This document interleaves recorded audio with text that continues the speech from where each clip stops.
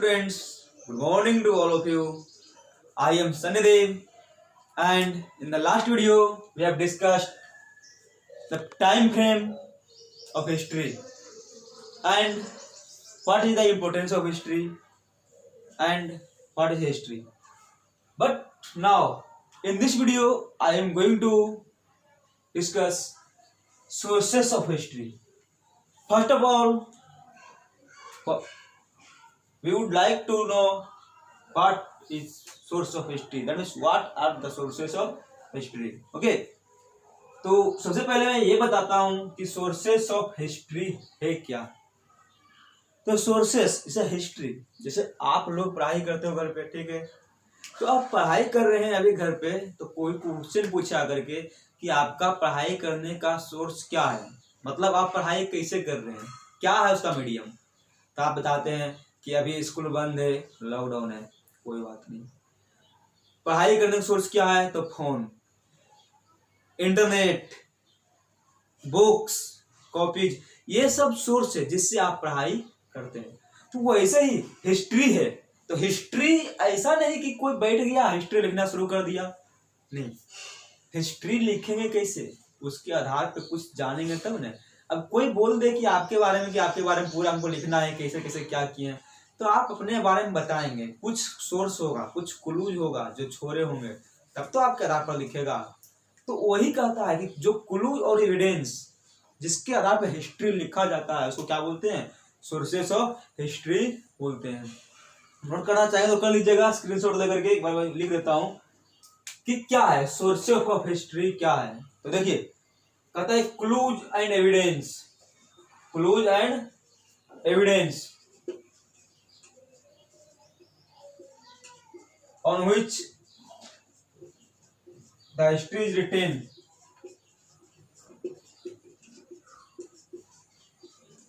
are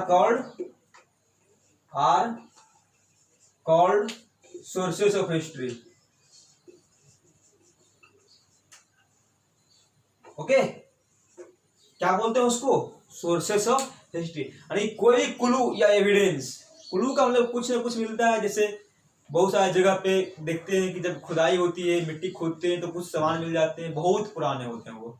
तो वो क्या हो गया, उसके आधार पे कार्बन डेटिंग के माध्यम से पता लगाया जाता है कि ये कितना पुराना है. तो इसको हम क्या बोलेंगे, ये क्लू मिल गया जिसके आधार पर देखा जा रहा है. जब कोई केस, जब पुलिस छानबीन करती है तो कोई क्लू मिलता है, उसी के आधार पर केस आगे बढ़ता है, उसी के आधार पर उसको मतलब कि जांच पड़ताल की जाती है, या कोई एविडेंस होता है उसके आधार पर मुजरिम को सजा सुनाया जाता है. वही यहाँ पे कि जब कोई एविडेंस मिलेगा उसी के आधार पर हिस्ट्री लिखते हैं. यानी कि कोई भी क्लू और एविडेंस जिसके आधार पे हिस्ट्री लिखा जाता है उसको बोलते हैं सोर्सेस ऑफ हिस्ट्री. क्या बोलते हैं बेटा, सोर्सेस ऑफ हिस्ट्री. अब ये sources of history ancient time की बात करते हैं, क्योंकि हम लोगों को पढ़ना क्या है, जो बताया था लास्ट वीडियो में कि एंशिएंट पीरियड पढ़ना है, मिडाइवल पीरियड पढ़ना है और मॉडर्न पीरियड. लेकिन इस क्लास में, that means in your class 6 only पढ़ना है एंशिएंट हिस्ट्री के बारे में. जिसको टाइम फ्रेम की बात करते थे, तो जीसस क्राइस्ट के पहले क्या लिए थे हम, बीसी, या इसी बोलते हैं बीसीई. बीसीई का मतलब हो गया before common era. Before common era क्या हुआ बाबू, बिफोर कॉमन ईरा. और यदि हम बीसी लिखते हैं मतलब क्या हो गया, बिफोर क्राइस्ट. Before Christ. और एक था एडी, एनो डोमिनी. क्या बोलते थे इसको बेटा, एनो डोमिनी. और एक था क्या, एक था बीसी, सॉरी सीई, इसको बोलते हैं कॉमन ईरा. कॉमन ईरा यानी कि ये दोनों जो हो गया एनो डोमिनी और कॉमन एरा, वो जीरो के बाद शुरू होगा. 1 2 3 4 5 जो कंटिन्यू आगे बढ़ रहा है उसको हम बोलते हैं एनो डोमिनी या सी कॉमन एरा. और क्राइस्ट के जन्म से पहले उल्टा काउंटिंग चलता था, रिवर्स काउंटिंग. 99 पढ़े हो ना, 100, 99, 98, 97, 96, 95, तो उसको हम बोलते थे बिफोर क्राइस्ट, बीसी या बीसी. जैसे ही लिखा जाए कहीं पे कि 500 बीसी, मतलब बिफोर क्राइस्ट, उल्टा काउंटिंग चल रहा है. तो ये समझ में आ गया. ये लास्ट वीडियो में हम लोग डिस्कस किए थे। अब जो अगला हम लोग इसको एक बार देख लीजिए, स्क्रीनशॉट ले लीजिए, इसको लिख लीजिएगा स्क्रीनशॉट लेके। ओके, अब आगे हम देखते हैं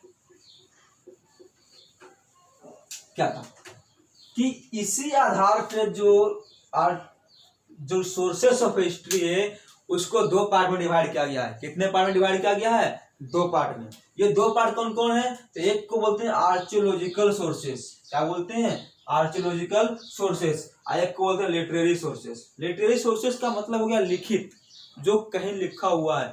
तो उस टाइम प्रिंटिंग प्रेस नहीं था, एक बुक्स पेपर कॉपी ये सब नहीं था, तो उस टाइम लिखते किस चीज पे थे? तो उस पर लिखते थे लीव्स पे, पत्ते पर लिखा जाता था, या तो फिर बार्क ऑफ द ट्री, जो छाल होते हैं पेड़ के मोटे से जो लेयर होते हैं ऊपर कवर, उस पर बार्क पर लिखा जाता था, या तो फिर जो जानवरों के चमड़े को सुखा करके जानवर के चमड़े पर लिखा जाता था।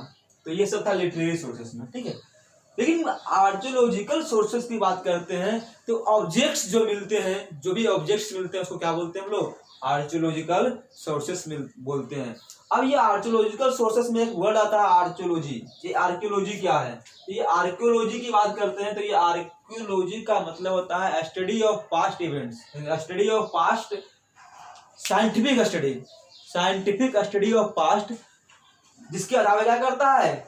फिजिकल रिमेन्स के आधार पर मिलता है। फिजिकल रिमेन्स का मतलब क्या हो गया कि कोई भी ऑब्जेक्ट्स को बहुत दिन तक क्या हो गया, दबा रह गया, जो इसको रिमेन्स बोलते हैं, जो अवशेष, हिंदी में क्या बोलते हैं? अवशेष जो बचा हुआ है। तो जो अवशेष रिमेन्स जो बचा हुआ है कि रिमेन्स के आधार पर हम लोग साइंटिफिक स्टडी करते हैं। ऐसे साइंटिफिक स्टडी को क्या बोलते हैं? आर्कियोलॉजी बोलते हैं। क्या बोलते हैं? आर्कियोलॉजी बोलते हैं। और ये आर्कियोलॉजी में एक वर्ड आता है आर्कियोलॉजिस्ट। क्या आता है? आर्कियोलॉजिस्ट। ये क्या हुआ?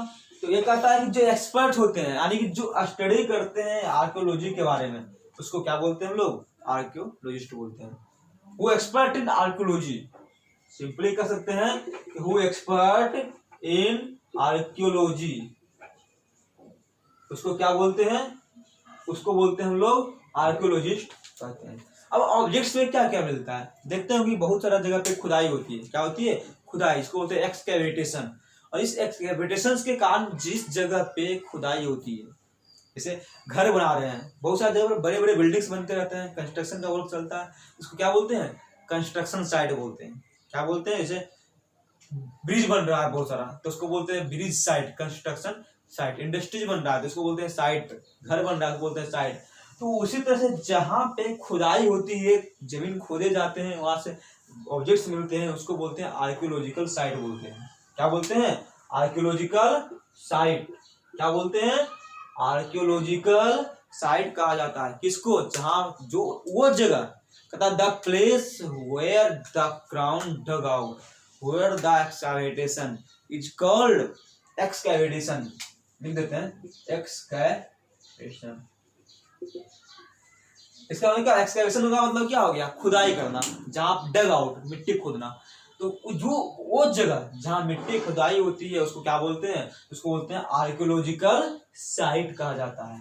अब ऑब्जेक्ट्स क्या क्या है? जैसे खुदाई करते हैं तो बहुत सारी जगह पे मिट्टी खोदने पर पुराने बर्तन मिल जाते हैं, पॉटरी मिलते हैं, ज्वेलरी मिलते हैं, टूल्स मिलते हैं, वेपन्स मिलते हैं। तो उस टाइम के क्या पिस्टल और AK-47 तो था नहीं उस टाइम में। क्या था टूल्स? तो पत्थर से बने हुए टूल्स थे, स्टोन से बने हुए टूल्स थे, रॉक से बने हुए टूल्स थे। ज्वेलरी की बात करते हैं तो उस पुराने अभी की तरह नहीं कि पूरा उनसे एक से एक नया नया स्टाइलिश ज्वेलरी मिलेगा। उस टाइम का जो ज्वेलरी था तो उस टाइम के ज्वेलरी मिलते हैं, टूल्स मिलते हैं खेती करने का, बहुत सारे टूल्स, जानवरों को मारने का वेपन्स, ये सब मिलते हैं, बर्तन मिलते हैं। तो ये सब ऑब्जेक्ट्स हो गए। इसके अलावा फॉसिल्स मिलते हैं। फॉसिल्स क्या हुआ बाबू? तो remains of the dead animals और प्लांट्स। फॉसिल्स किसको बोलेंगे? तो remains of dead animal and plants. ये प्लांट्स की बात तो यहाँ पर नहीं करेंगे, यहाँ पर बात किसकी करेंगे? डेड एनिमल्स का। इससे क्या होता है कि बहुत एक होता है वरियल साइट, एक वर्ड आता है वरियल, दिख रहा होगा नीचे, कोई बात नहीं, यहाँ लिखते हैं वरियल साइट। ये क्या होता है बाबू? वरियल, वरी मतलब समझते हो, दफन करना। अब जैसे कि मान लो कि बहुत सारे मुस्लिम कम्युनिटी या तो फिर क्रिश्चियन कम्युनिटी में मरे हुए लोगों को क्या करते हैं, दफन करते हैं, दफना देते हैं जमीन खोद करके। अब अभी नहीं, अब हो सकता है कि जिस जगह पे दफन कर रहे हैं आज से 100 ईयर्स बाद, 200 ईयर्स बाद क्या हो, उसको खुदाई करें। तो खुदाई करने के बाद क्या मिलेगा वहां पे, मिट्टी खुदाई करने के बाद वहां पर जो दफन किए उसके हड्डियां मिलेंगे, बोन्स मिलेंगे। क्या मिलेंगे, बोन्स। तो उस कार्बन डेटिंग के आधार पर बोन्स का पता किया जा सकता है कि कितने पुराने हैं, और उस आधार पर हिस्ट्री लिखा जाता है। तो ये जो रिमेन्स ऑफ डेड एनिमल्स थे, अब डेड एनिमल्स या तो फिर ह्यूमंस भी हो गया, क्या हो गया, ह्यूमन। तो अब पहले टाइम में क्या होता था कि बहुत सारे जब लोग मरते थे तो उसके साथ क्या होता था कि भाई ये जैसे सामान है, अब जो सामान यूज कर रहा है लोग, तो मरने के बाद उस सामान को उसके साथ दफन कर देता था कि ऊपर जाके इस सामान को यूज करेगा, यानी कि मरने के बाद आत्मा बन गया है तो इस सामान का यूज करेगा, इसलिए बहुत सारे सामान को साथ में दफन कर दिया जाता था। तो वही खुदाई में मिलता है, इसको बोलते हैं फॉसिल। तो फॉसिल जो किसके अंतर्गत आएगा, तो इसके आधार पर भी हिस्ट्री लिखा जाता है, जो आर्कियोलॉजिकल सोर्सेस के अंतर्गत आएगा। अगला क्वाइंस एंड सील्स। क्वाइंस तो समझ आ रहा है, सिक्का। अभी का जो सिक्का है तो उस टाइम में सोने और तांबा और इसका सिक्का बनाया जाता था। लेकिन एक सील क्या है, तो सील का मतलब क्या था, मुहर टाइप का बना हुआ रहता था। जैसे देखते होंगे कि बहुत सारे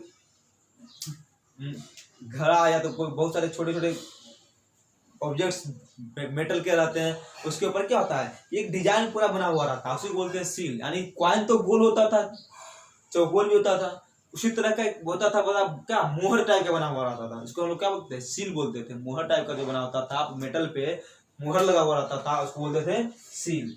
ओके, अब हम लोग एक वर्ड आता है न्यूमिस्मेटिक्स। क्या आता है, न्यूमिस्मेटिक्स।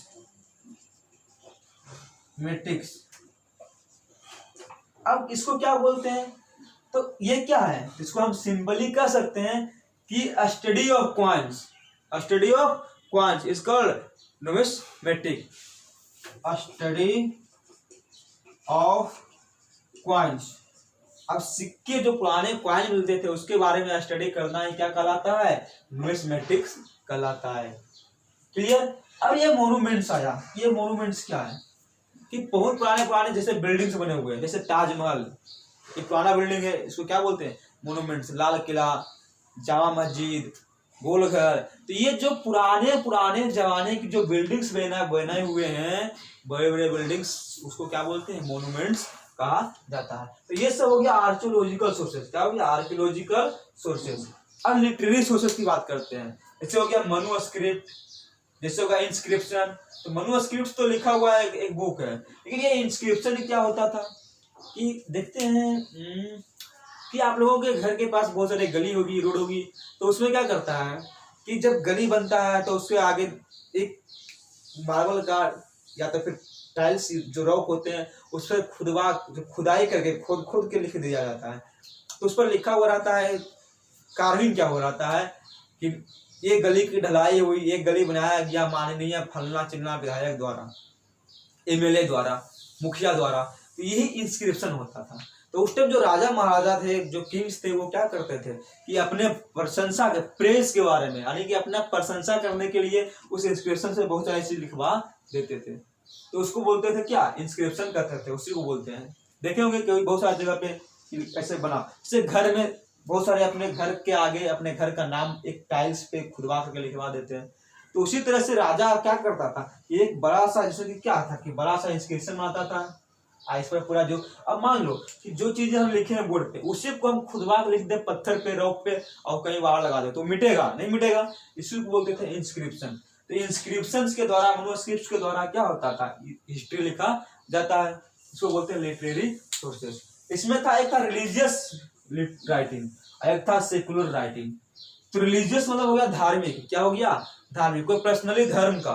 तो एंशिएंट हिस्ट्री की बात करते हैं तो उस टाइम मुस्लिम एम्पायर नहीं था, मुस्लिम एम्पायर 6th सेंचुरी के बाद आया।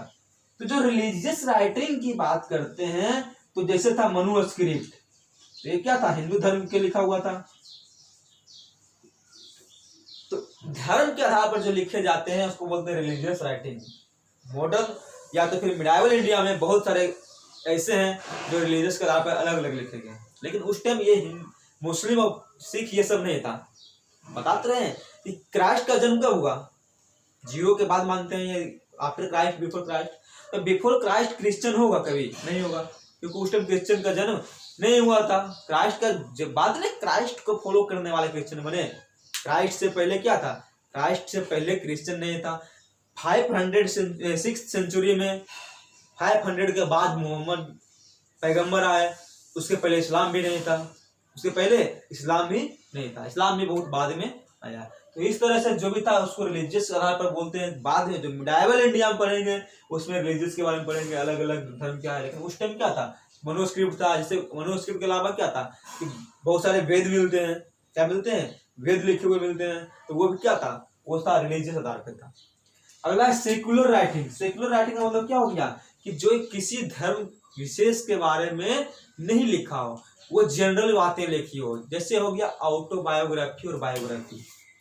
अब बेटा क्या होता है ऑटोबायोग्राफी और बायोग्राफी। इसके अलावा accounts of travellers, accounts of travellers. ये ऑटोबायोग्राफी क्या होता है, जैसे मैं अपना पूरे जिंदगी के बारे में अपना जीवनी खुद से लिखूंगा अपने से, तो ऑटोबायोग्राफी कहलाएगा। क्या कहलाएगा, ऑटोबायोग्राफी। लेकिन कोई दूसरा आकर के लिखेगा तो उसको क्या बोलेंगे, बायोग्राफी बोलेंगे। जैसे बाबरनामा, बाबर ने लिखा, ऑटोबायोग्राफी। हुमायूंनामा, गुलबदन बेगम लिखा, तो ये हो गया क्या, बायोग्राफी। तो जो खुद से लिखता है उसको क्या बोलते हैं, बायोग्राफी कहा जाता है। जो दूसरे को लिखता है उसको क्या, सॉरी, खुद से लिखता है उसको ऑटो मतलब सेल्फ। और बायोग्राफी जो दूसरे को लिखता है जीवनी, उसके बारे में। अकाउंट्स ऑफ ट्रेवलर्स, जैसे बहुत सारे दूसरे देश के लोग यहाँ पे घूमने आते थे, तो वो लोग यहाँ के बारे में चर्चा, कहीं पर भी जाएंगे तो वहाँ के बारे में चर्चा करेंगे। तो उसके आधार पर भी कहीं आप घूमने गए, वहाँ बहुत सारी चीज कलेक्शन करके लाए, एक डायरी में नोट कर लिए, तो उस आधार पर भी वहाँ के बारे में जान सकते हैं क्या क्या हुआ था, नहीं हुआ था। तो ये सब चीजें हैं रिसोर्सेस ऑफ हिस्ट्री। ये सब चीजें क्या है, सोर्सेस ऑफ हिस्ट्री। ओके, अब यहीं तक रहेगा, और जो नेक्स्ट वीडियो होगा वो अगले दिन। And thank you, have a nice day. Okay, bye bye.